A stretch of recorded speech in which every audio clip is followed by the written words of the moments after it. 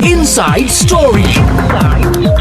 අන්තර්ජාලය හරහා සිදුවන අපරාධ සහ වංචාවල ඉහළ යාමක් නිරීක්ෂණය වනවා. ඒ පිළිබඳ වාර්තා වන පැමිණිලි ප්‍රමාණයන් මොන වගේද? වර්ෂය සඳහා මේ වන විට මැයි මාස වෙනකොට 125ක් වාර්තා වෙලා තියෙනවා අන්තර්ජාල වංචා සම්බන්ධ සිදුවීම්. ඒත් එක්කම වෙබ් අඩවි සම්බන්ධ සිදුවීම් සමස්තයක් විදිහට මේ අවුරුද්දේ දෙකක් වාර්තා වෙනවා වෙබ්සයිට් එකට ඒ කියන්නේ අනවසර ඇතුළු සම්බන්ධ සිදුවීම්. ඒත් සමගම අපි දක්න ලබනවා මේතකදී දෙසක් සමය සමග අන්තර්ජාලය ඔස්සේ විවිධ අන්තර්ජාල වංචාවල යම් කිසි වැඩවීමක් දක්වන ලද බව.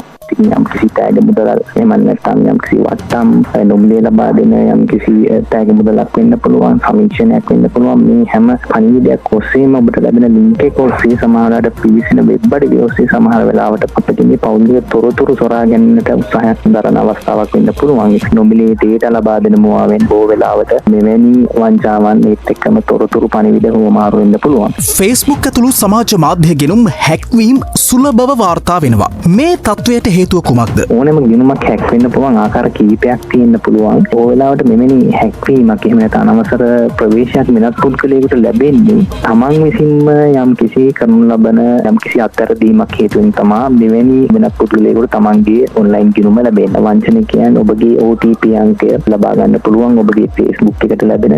ඒ ඔස්සේ වුන් නැවත රිකවර් කරගෙන Facebook එකේ සම්පූර්ණ පාලනය උන් අතර ගන්න පුළුවන්. ඒක අවස්ථාවක්. ඒත් එක්කම ඔබට සමහරවිට ලින්ක් එකක් ලෙස එවලා ඒ ලින්ක් එක ව්‍යාජ ලෙස සකස් කරන ලද Facebook පිටුවක ප්‍රවේශය ලබා ගන්න ලොගින් එක සහ යුසර්නේම් එක සහ පාස්වර්ඩ් එක ලෙස දිස්වෙන ඔබට පණිවිඩයක් ලැබෙන්න පුළුවන්. එහෙම නැත්නම් අපි නැත කාලෙදී දකින්න ලැබෙනවා තමන්ගේම මිතුරු ලයිස්ට් ඉන්න පුද්ගලයෙක් ඔබට එවන්න පුළුවන් යම් කිසි Facebook ඇම්බැසඩර් එහෙම නැත්නම් යම් කිසි වැඩසටහනක සහභාගී වෙන බවත් ඊට ඡන්දය ලබා දීමට යම් කිසි අංකයක් ඔබගේ නොටිෆිකේෂන් වලට එනවා.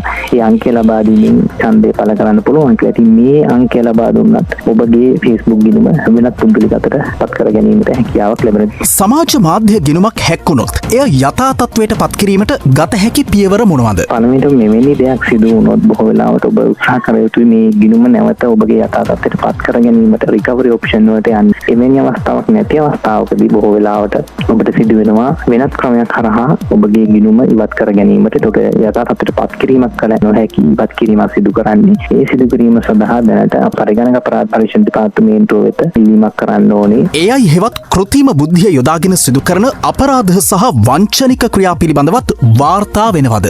මූලික වශයෙන් ඉලක්ක කරන්නේ පාසල් සිසුන් ඒත් එක්කම ඉගෙනුම ලබන සිසුන් වීමයි. ඉතින් මෙහිදී අපි දකිනවා AI භාවිතාවෙන් ව්‍යාජව සකස් කරන ලද ඡායාරූප ඔස්සේ දරුවන්ව බියටපත් කරමින් ඔවුන්ගෙන් තර්ජනය කිරීමට කප්පන් ගැනීමට වැනි සිදුවීම් කීපයක්ම අපිට වාර්තා වෙලා තිබෙනවා. ඔන්ලයින් ක්‍රමයට සිදුවන මූල්‍ය වංචා අවම කරන්න යම් පියවරක් ගෙන තිබෙනවද? තමන්ගේ යතේ තමයි ඇතුළු කොට ආරක්ෂාව තියෙන්නේ. මොන ක්‍රමයේ යෙදුවත් සමහර වෙලාවට ඔබගේ පාස්වර්ඩ් එක මුරපදේ OTP එක දෙනවා නම් ඇතුළු කොට ඔන්ලයින් බැංකුවකින් උනත් ලීසියෙන්ම ඔබගේ මුදල් ලබා ගැනීමට හැකියාවක් තිබෙනවා. ඒක ගොඩක් වෙලාවට වත්සන්තින් හැක්වීමක් දකින්න ලැබෙන්නේ අපිට ලැබෙන දුරකථන ඇමතුමක් ඔස්සේ. දුරකථන ඇමතුම බොහෝ වෙලාවට යම් කිසි හදිසි ස්වභාවයක් මවලා සාහිම නැත්නම් ඔබගේ තොරතුරු පාවිච්චි කරමින් ඔබ යම් කිසි සාකච්ඡාවකට පෙරවලා Zoom ඔන්ලයින් මීටින් එකකට ජොයින් වීමකට එහෙම සම්බන්ධ වීමට ඔබට යම් කිසි කීපයක් ලැබෙනවා කියලා තමයි මුල් අවස්ථාවේදී එන්නේ. ඒ කීපය ඔබ නිරාවරණය කරොත් තමයි ඔබගේ WhatsApp ගිණුම හැක් වෙන්නේ. Inside Story. Inside Story.